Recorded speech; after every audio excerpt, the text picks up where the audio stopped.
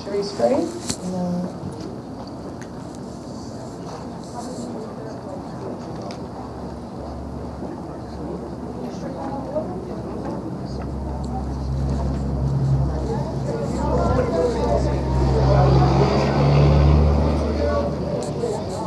Is Shawnee here? Shawnee Biggs?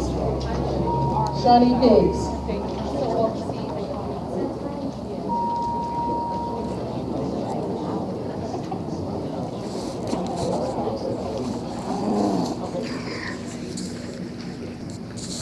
Okay, so at this time, I'm going to welcome everyone here, and again, thank you for your patience.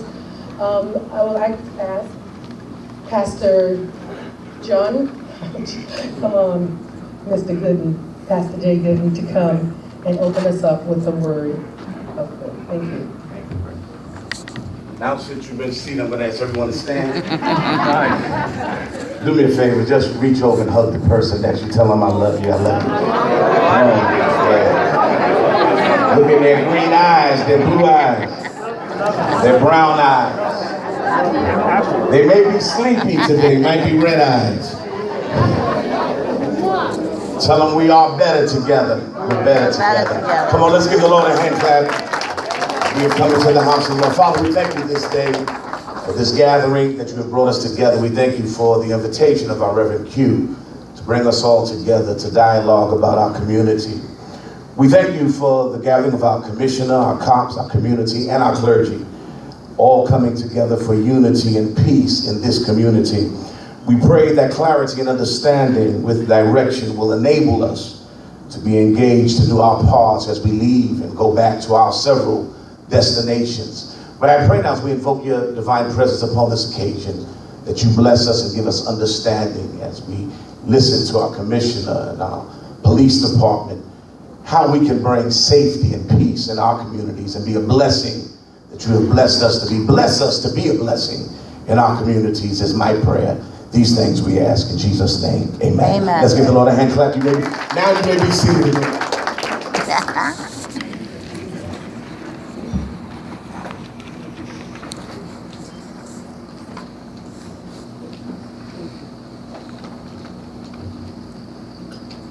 Okay, good morning again. For those that don't know, my name is Reverend Q English, and I'm the president of the Bronx Clergy Criminal Justice Roundtable, as well as the co-founder of the People's Police Academy.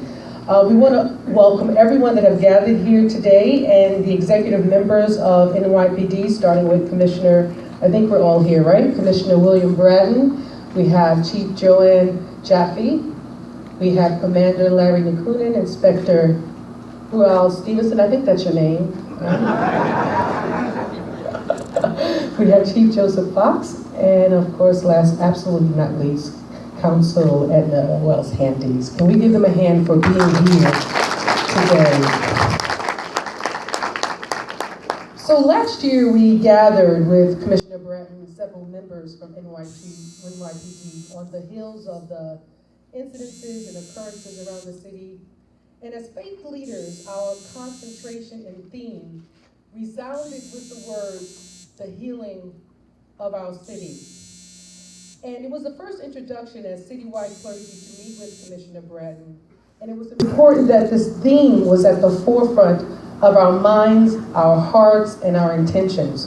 Because if the focus is healing, and I know I'm talking to faith leaders here, then we're going to work hard to see these situations through one another's lenses. Because if I only focus on what I see and what I believe to be true and what I believe to be the problem, what I believe to be the solution, then I have turned a deaf ear and have lost all means of effective communication.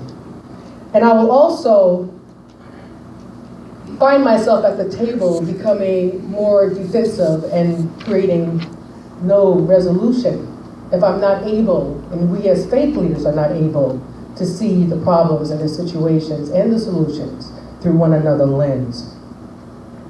If the focus is healing, then we're going to work hard to see these situations through one another's lens. So over the past year, in conference calls and in meetings, and since we met with your illustrious counsel there, Edna Wells Handy and others, we sat and intentionally deliberated over the years to talk about what we first introduced in our first meeting last year with Commissioner Bratton.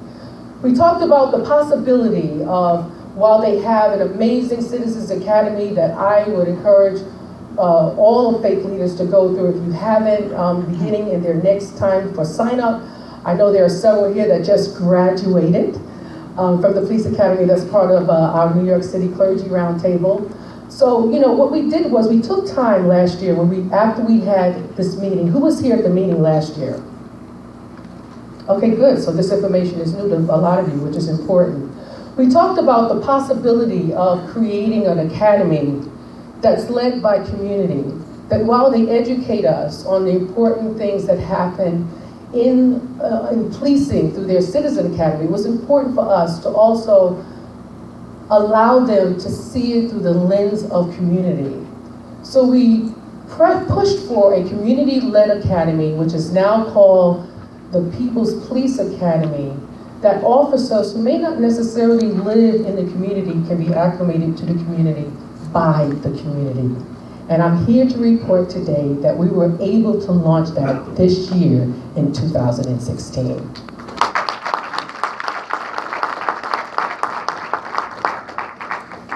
And I believe that speaks to a lot of different factors. It speaks to who we are as faith leaders. It also speaks to who they are as leaders with NYPD. We have to remember that public safety is a shared responsibility. So when I think about, you know, you always hear me say that I'm crazy enough to believe that the village can once again raise its children and that we can restore a neighbor back in the hood. It's going to take all of us working together. And I can say here today that we share that vision and they share it with us, that public safety is a shared responsibility, and if it's going to work, it's going to take all. So today I am pleased to celebrate accomplishments that were done right here in the 4-7 by our illustrious Inspector Ruel Stevenson. Can we give him a hand as well?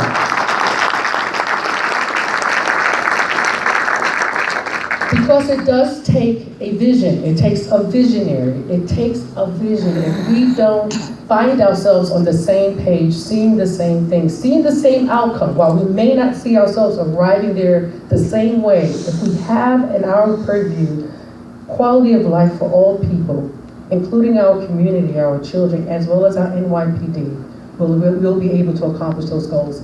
And that is who we had in Inspector Ruel Stevenson here in the 4-7. So we thank God as faith leaders here throughout the city for his leadership. Can we give him one more hand?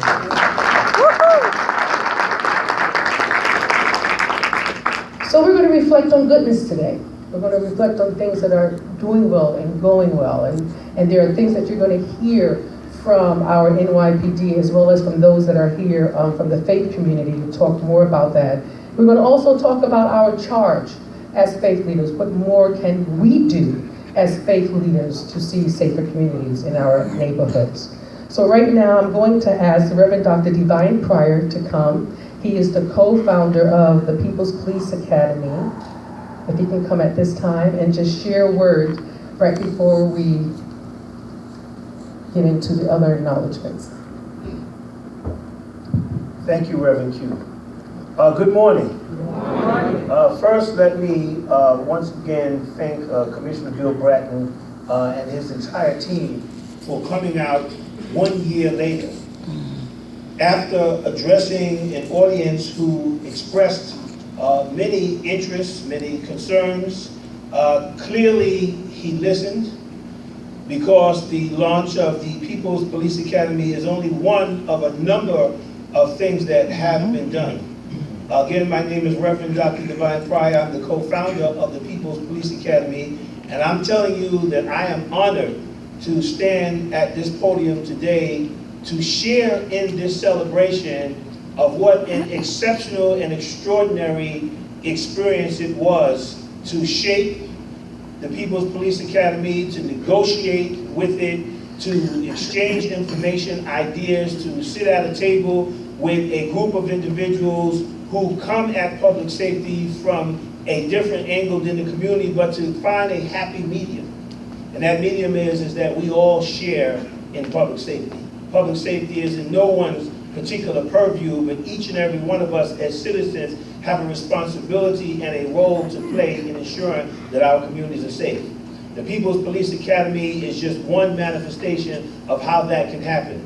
But I want you to know, as I close out, that it took courage and bravery, I have to say, for the commissioner and his executive team to step out into unfamiliar territory and to sit at the table with the community, in the community, and commit to engaging in a dialogue that would cause us to have to look at things a little differently and to even do some different things.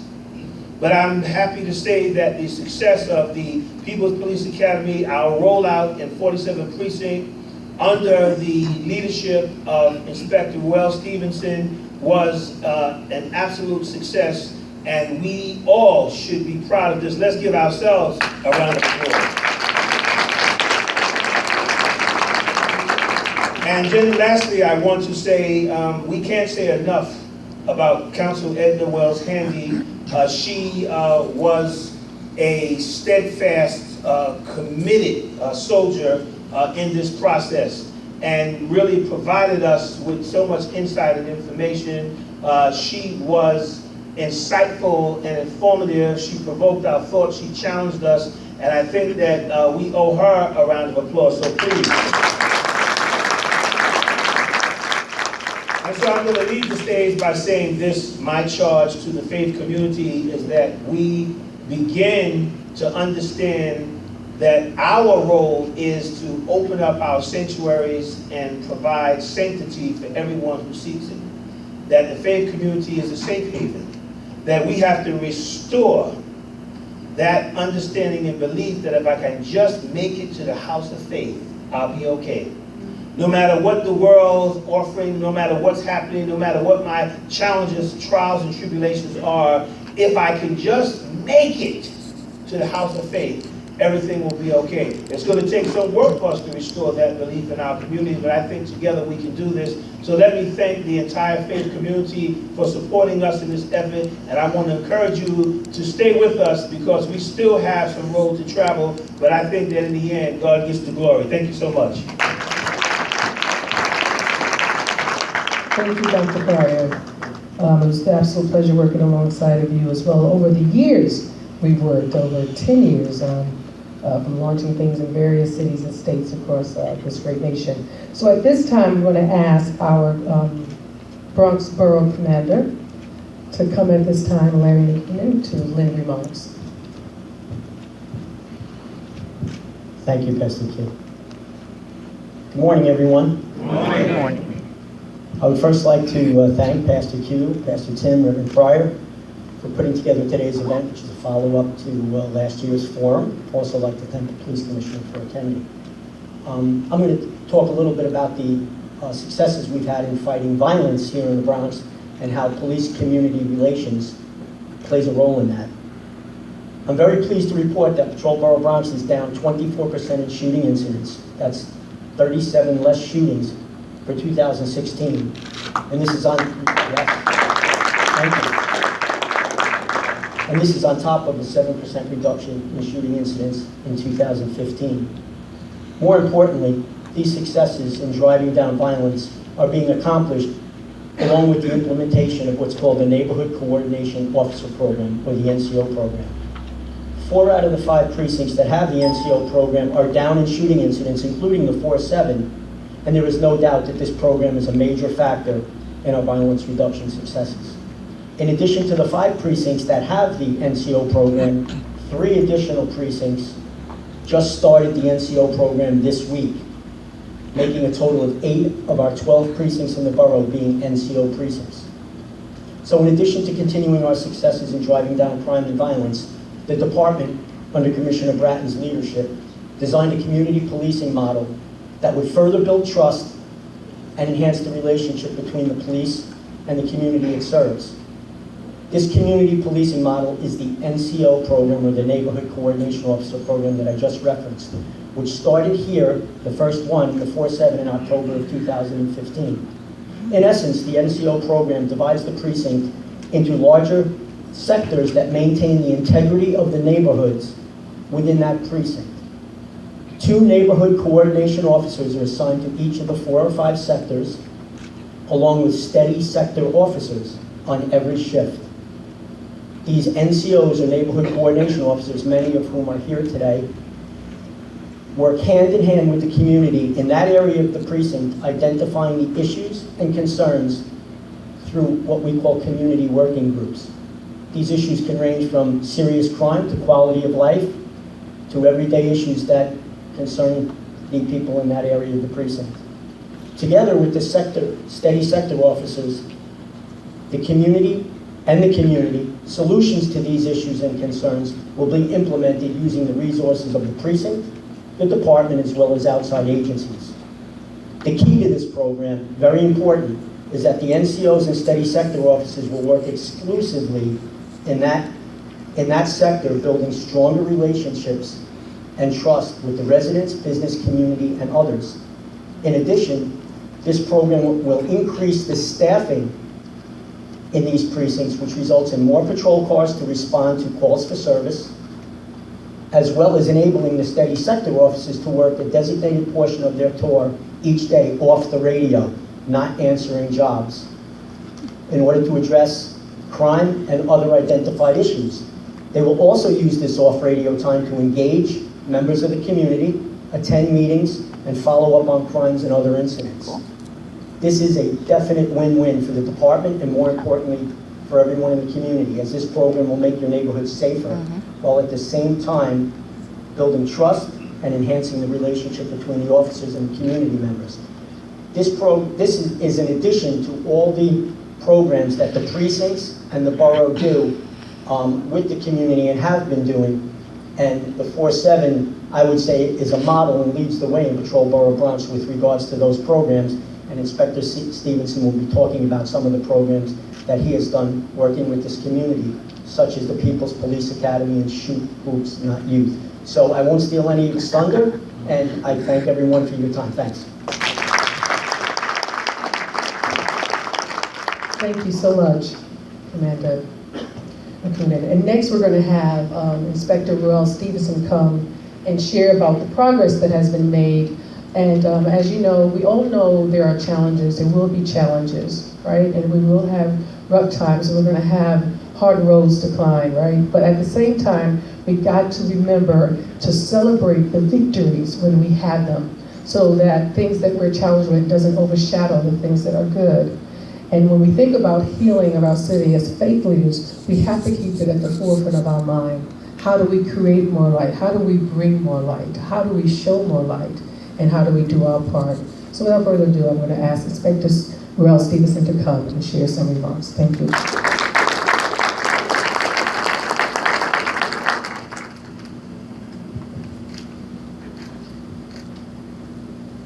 Good morning. Good morning. So, I would like to thank Pastor Q English, Pastor Tim English, and Reverend Pryor for putting this fine platform together so that we can share with you some of the things that are happening in your community.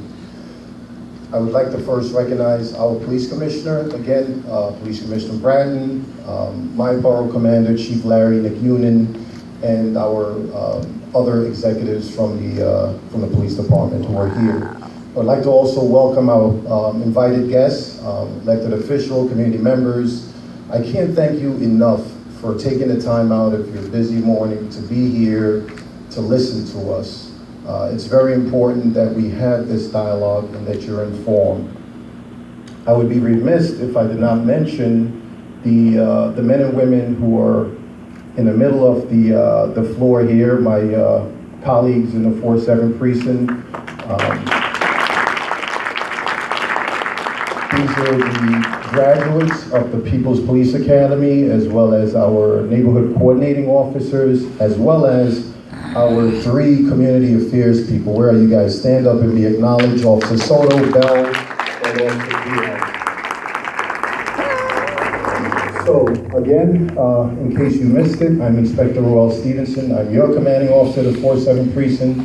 I've been assigned here 2 years, 1 month, and 23 days. He's counting. And Police Commissioner, I'm not counting the days. I'm actually making each and every day that I work here count for you guys. Today, I celebrate my 21st year in the police department. June 30th, 1995, I was sworn in. And each and every day, I've enjoyed the ride. The last 2 years in those 21 years have been the best 2 years of my career. The last 2 years in those 21 days, in my opinion, have been the best 2 years for this department. And it is because of my commissioner, Commissioner Bratton, and his willfulness to be open to ideas. This department has never been more transparent and open to ideas and recommendation. And those are recommendations that comes from you guys, the people who care, the people who we police. And it is because of those recommendations, and it is because of the implementation of those recommendations why we are where we are today. So, Commissioner, I thank you, and a round of applause for our commissioners for the great.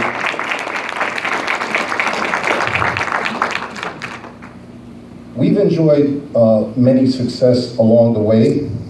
We've seen record-breaking crime reduction, crime and violence. We've taken giant steps towards building a better relationship with our community. But along the way, we've had some missteps. We've had some failures where in doing our job, we fractured some of the relationships with our community people. But we've taken steps to correct it. It is because of these missteps why we've seen the improvement that we've seen so far. It is because of those missteps why we've taken those giant steps in repairing those bridges that we've broken and the gap that we've created with the community. Give yourselves a round of applause for taking those steps and reaching to the police to get the relationship where it should be.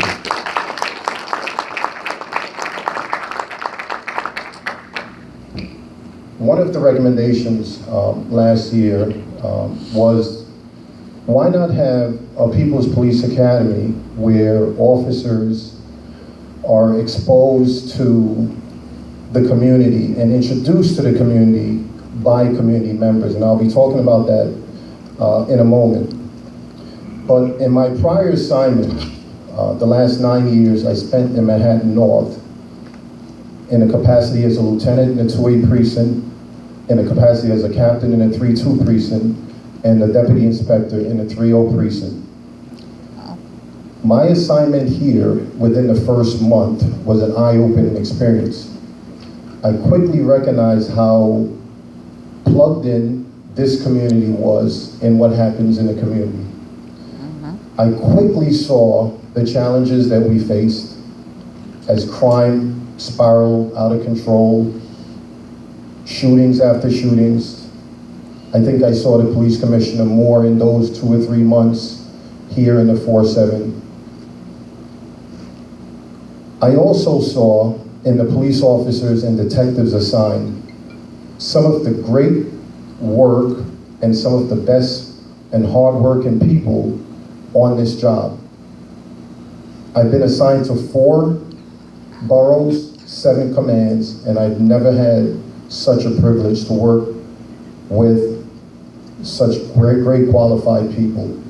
And it is the formula of the officers and the community people that we needed to put together to execute and make sure that we put a stop to what was happening. And we executed. We collaborated, we put together the officers, the community people who cared, our clergy members, our elected officials, everyone.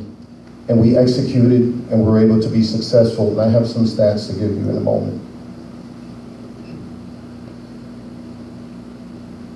It was not just the 4-7 people. It was not just the community members who were part of this success. Along the way, we had many partners. We had our gang unit, who recently had a phenomenal takedown where we targeted 120 gang members who were wreaking havoc on our streets. One of the first people that I met when I first was assigned here was the father of Kamari Brooks, 14-year-old young man who was shot and killed in Haffen Park, discovered dead by the father.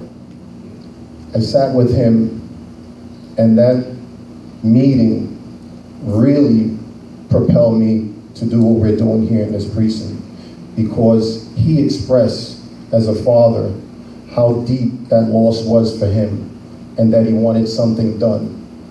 So part of that gang takedown that we had, it was to target those crew members who were responsible for similar violence. 120 crew members.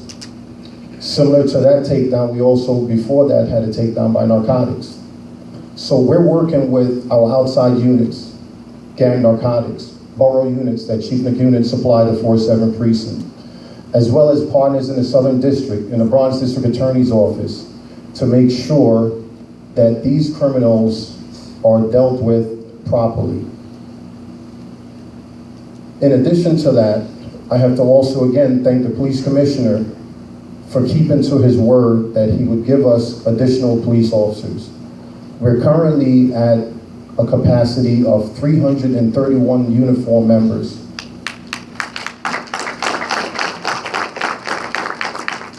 And it is in part because of that why we're able to do what we're doing here in the 4-7-40.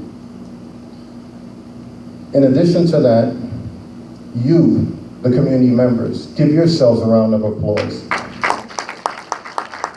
It is the partnership with you why we are successful in some areas. We do have a lot of work to do, but it is because of you, your partnership, your trust, the relationship that we have, why we're able to be successful and we're able to continue to take that giant leap to become even more successful. So again, I thank you for your partnership, and I look forward to continuing working with you in regards to that.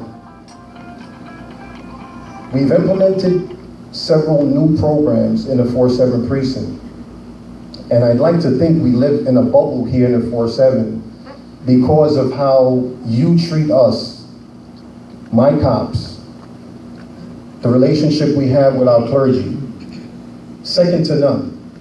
And it is because of that why I'm very optimistic that we will be even more successful moving forward.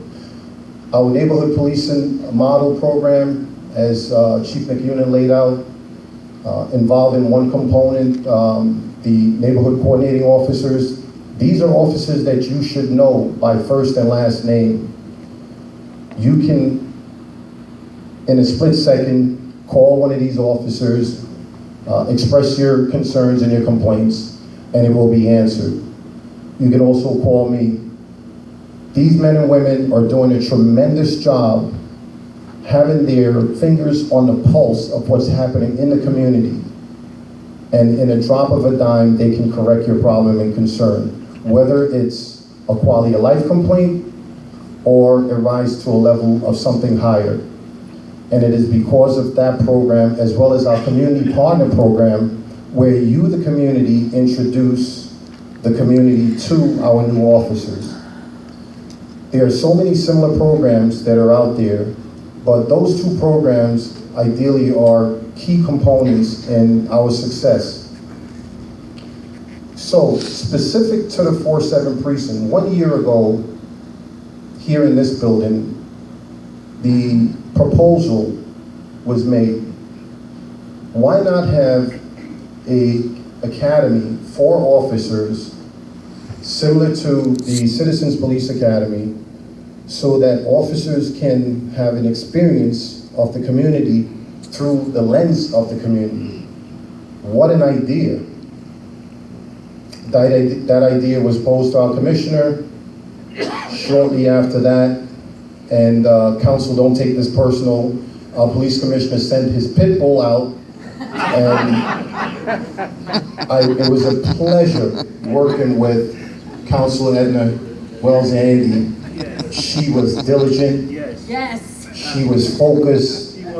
She loved meetings. We've had several meetings, and in those meetings, what became of it was a dynamic program where 50 of my officers were able to see this community the way that the community see and experience life.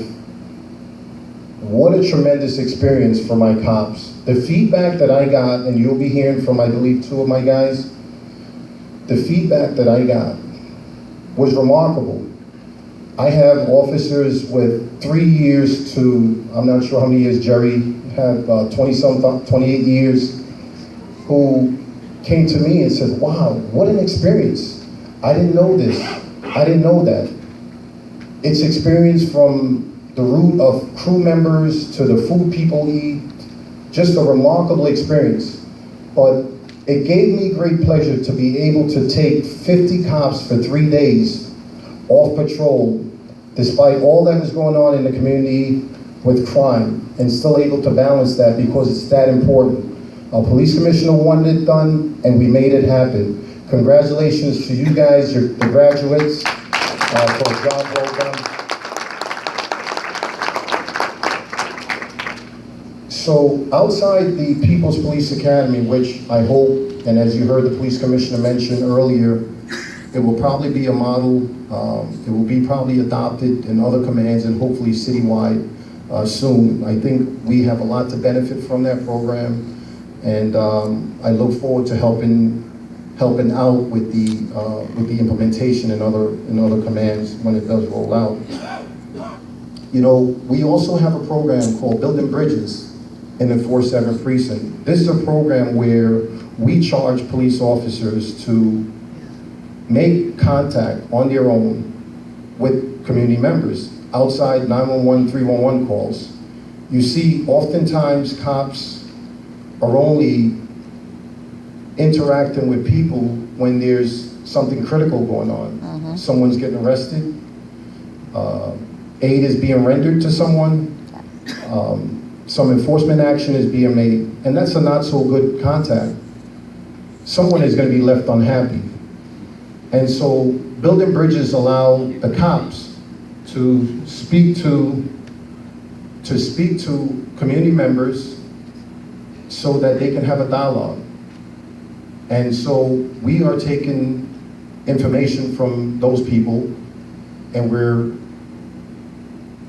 storing those information, we're deploying people to correct those complaints, and we're reaching back to people. And we're making a huge progress. So I'm gonna wrap up by just saying, we have other programs that we've partnered with you. Our annual toy drive, where we gave 5,000 toys to neighborhood children. We shut the precinct down for hours and allow community people to experience the precinct, that is your precinct, where regular precinct operation was shut down. And we allow people to come in and see the precinct, not as a place where people get arrested, but as a place where good things happen and good memories happen. We had a toy drive 2 years in a row. We had a turkey give back, 400 turkeys given to neighborhood people. We had a back to school give back, over 2,000 book bags and school supplies at the precinct. Several events, and it is because of you and your contribution and your participation why we're able to have those contacts and have those positive contacts, so that you can see these people in uniform as people the way I see them. It humanizes the people in uniform, and that's important that you get to know them that way. And so because of those programs, we're able to build and bridge a better relationship, and we will continue to do that. We will continue to utilize you as a community to help police the community. So with that, I will say thank you for this platform, Reverend Q. Thank you everyone for being here. Thank you. I think we just need to get a little bit more excited about the fact that we actually made history. Yep.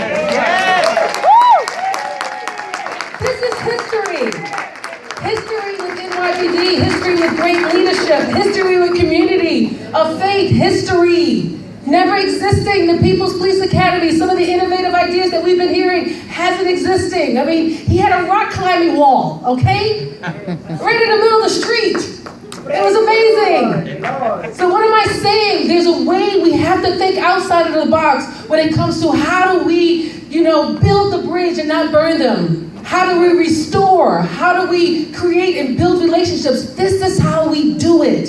And this is what our focus needs to be. How do we continue to build so that we can heal? Amen. Amen. So I'm excited today. I'm very excited. And again, when you think of 50 officers coming to, he's entrusting us to 50 officers. That's a big thing. So I don't want us to take it lightly here today. And so we're going to go right into the People's Police Academy, and I want to show you a video. We covered a whole lot, from cultural competency. We had a taste of the Bronx. And right before I show the video, if there are any community historians that are here today with me, let me tell you what the role of the community historians was. I love the community historians. These are the ones, and we call them the Community Historian Council. These are the ones that's been here like 25 plus years. And so around the table while I was with them, you would hear them talk about, I was here for 83 years. And I was here for 82. And I'm like, oh my gosh, But it was an amazing dialogue, and listening to their rich history from their own very perspective was such an education to me. So if you're here today, could you stand, any of our community historians? 25 plus.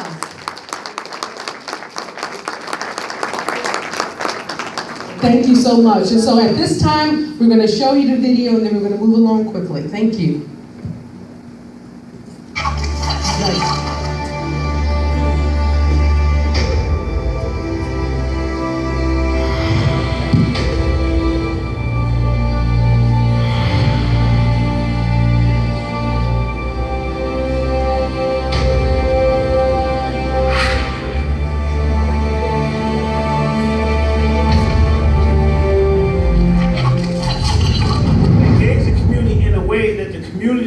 Will support you, that the community will welcome you, that any resistance that you may have had will be significantly reduced.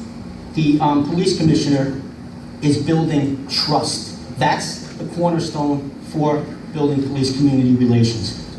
This People's Police Academy is similar in that you, the men and women who are going to police these streets, can see this community through the lens of the resident of this community. So it's our hopes that with this, giving you a piece of our culture as it is today, that we will police in a different way, a way that is culturally competent, that understands the smells that come from the bakeries, the languages that come from the households, and we can ease tension, and we can get back to that Officer Hops where we know the people in our community, and you all become an extension of our families. So now this is a community-led academy that the officers go through. It's the transition period between them graduating from their academy and then coming to our soil that they may not necessarily live in. And so what do they need to know about our culture? What do they need to know about our history?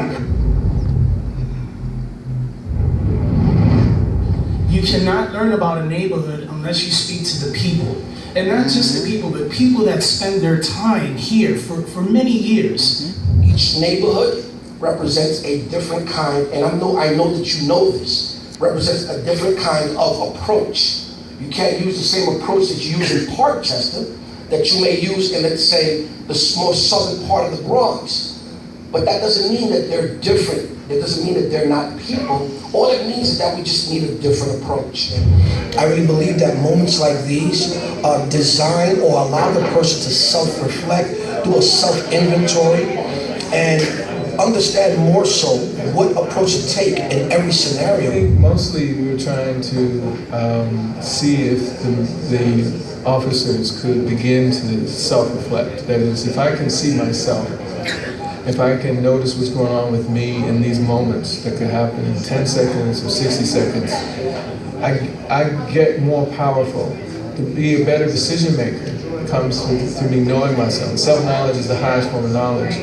Rosa Parks was invisible, right? And so she refused to change her seat in the front of a bus. Or somebody else was invisible until they break the codes of conduct. And then they become incredibly visible. And they became change makers of history. And we're talking really about the invisible ones, which are many of us. It's a great opportunity to bring our fledgling police cadets up to par really with the history of this community and its relationship to street gangs and street organisations, and to think outside of the box. So when you go to school and you talk to kids and say don't join the gangs, they're going to say you're talking about my uncle, you're talking about my sister. So we got to be kind. If we give the community and the young adults the attention they need and provide the tools within the system, the community, and the Justice Department, you'll see the city change and the Bronx will become a lighthouse for other communities to follow and bring this kind of initiative to their city and state. Their work today, training police officers, is, I think, innovative and unique, and it's a powerful way to let police have an inside track to the voices of the communities that they're policing. And I know that we hope that this will mean better outcomes for all the young people in New York City.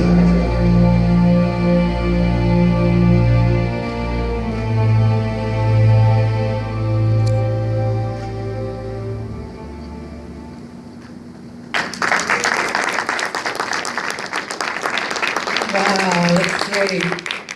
That's wonderful. And we have two officers here that are going right before we, all 50 officers are not here, but we will be giving certificates to a few that are here. But at this time, I'm going to call up Officer Jerome Bonzer to lend testimony, followed by Cassandra Melendez. Let's give him a hand as he comes.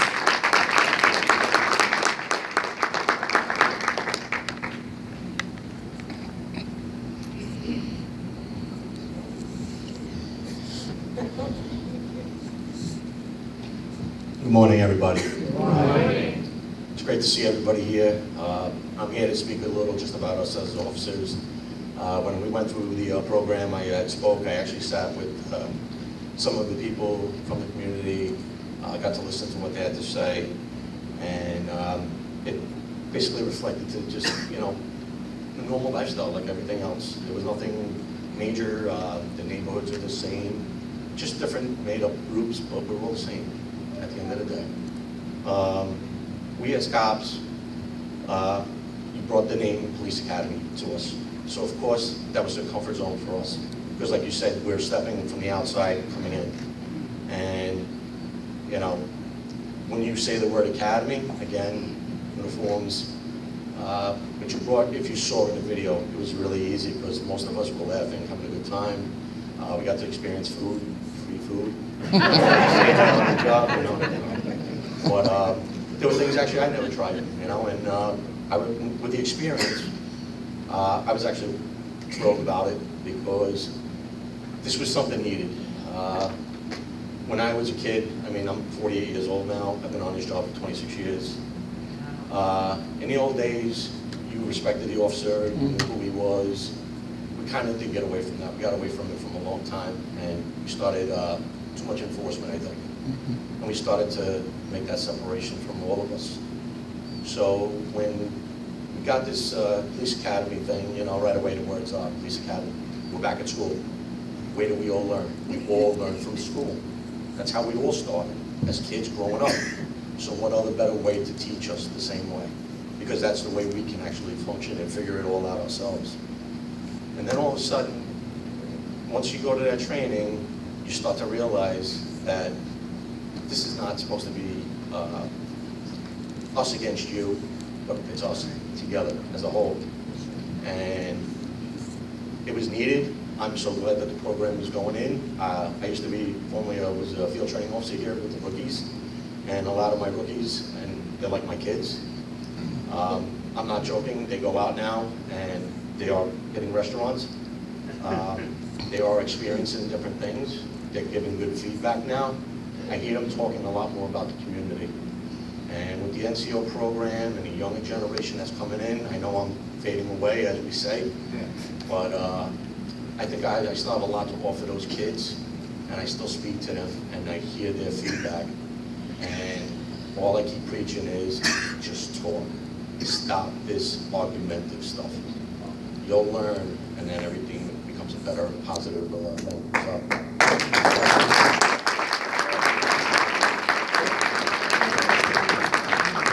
And now we have Police Officer Cassandra Melendez. Give her a hand as she comes. The brave spokesman for today.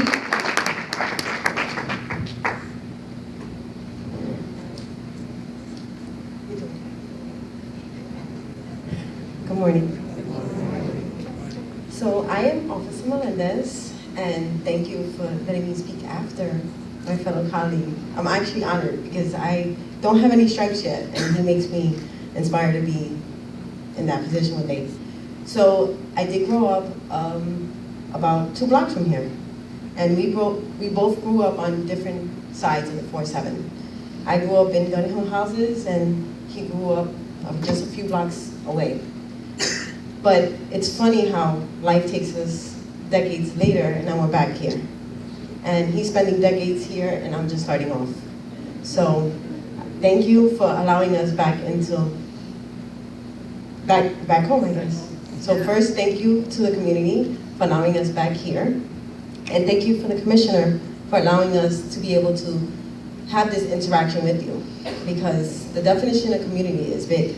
The first definition is that we all live in the same area.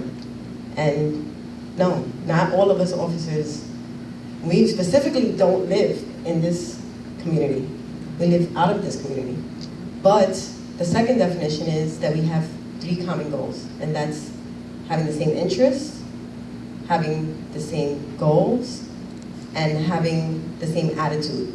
And in order to know what attitude you guys have, and for you to know what attitude we have, we had to speak. And thank you to the pastor and everyone else on the board who gave us the opportunity to have that interaction and speak. I had the privilege for my inspector to be the youth officer in the 4-7, so my kids also know how important it is to communicate with the community. And even though their favorite part is like the Yankee game they're going to today, that's their favorite part. But they also are able to meet with you guys and speak and realize that the officers are trying to have that interaction and that we are the enemy. So thank you for giving us that opportunity, and thank you. That's the way to do it. Thank you. So I'm going to ask my comrades, Dr. Divine Pryor, and I want to also introduce, he'll be speaking right after Commissioner, Reverend Israel Pina. Yeah, and I'm asking our Diaz to come so you can shake the hands of those that are here when they come by, particularly Commissioner Bill Bratton, would you come? And we're going to form a line, and we're going to call up the graduates that are here, and the remaining part is going to be done as part of the roll call that's going to take place at one side at the precinct. Yeah, nice. Come on down.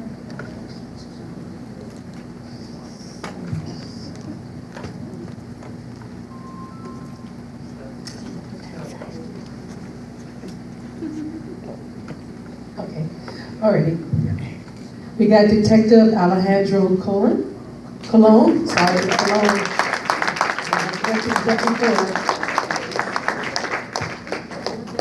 Come on down, you're the next one. No.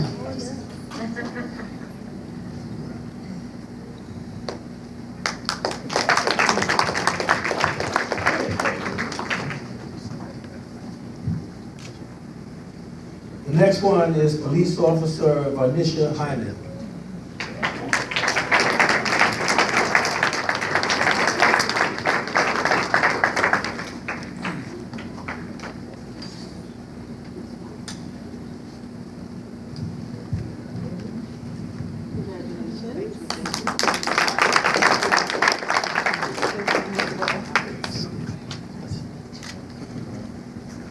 Police Officer Christopher Sally. He's the troublemaker of the group, by the way.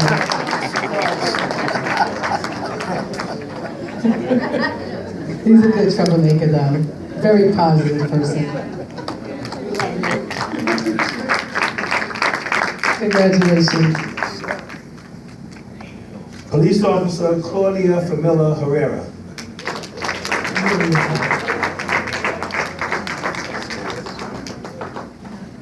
Make sure you stop for your photo op down here. Congratulations.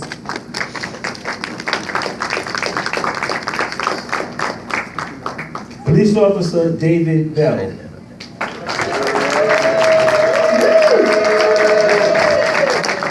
He helped design our bus tour. We had all the rookies do a bus tour. It was pretty good. Thank you. Thank you. Police Officer Natalia Diaz. This is a police officer that never sleeps.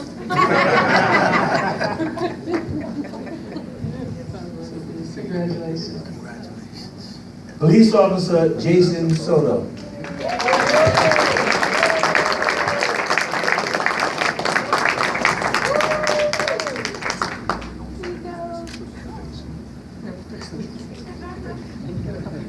Down there as you go. Police Officer Cassandra Melendez.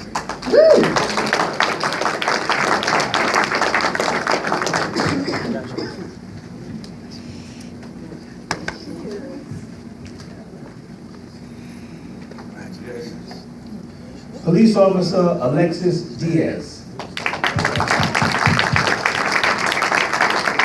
He was the shining star of the class. We kept giving him kudos throughout. Amazing record. Thank you. Police Officer Jerome Bonson.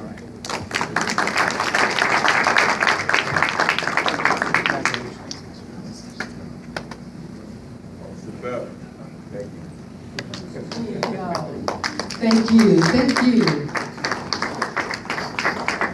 And if we could just take a picture, but before we do, we wanted to acknowledge a few that, these are just the graduates that are here today. And again, as I told you, we had almost 50. I also want to acknowledge Kevin Wadley, who's also in the audience, and Alden, would you stand, who worked incredibly hard as well to make this a reality for all of us. Thank you so very much. But I want to also give an award just for recognition of your vision and your foresight and leadership, and I want to give that, Divine and I, to Inspector Ruel Stevenson.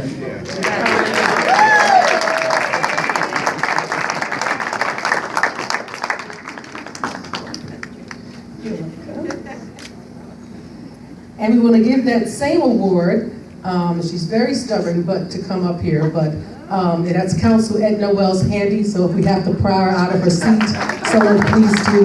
Come on down. This would not have been possible without our joint collective efforts of agreeing and disagreeing, sometimes passionately and sometimes without passion. But thank you so much again for your vision and your assistance. Thank you. Okay, no. And then last but not least, and obviously he is not expecting this at all, but we want to thank the visionary, the head of NYPD, Commissioner William Bratton, for embracing the vision of the person.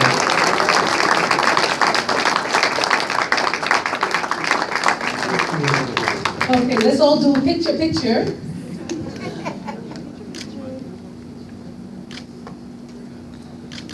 Okay, if we can get a picture with the graduates on this side, and then use the guys. Why don't you guys come to the front? We're going to do a quick picture right before Commissioner Bratton comes up to speak.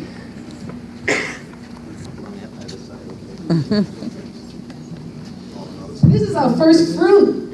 So we're going to see these years down the line. These are like our veterans. It's exciting.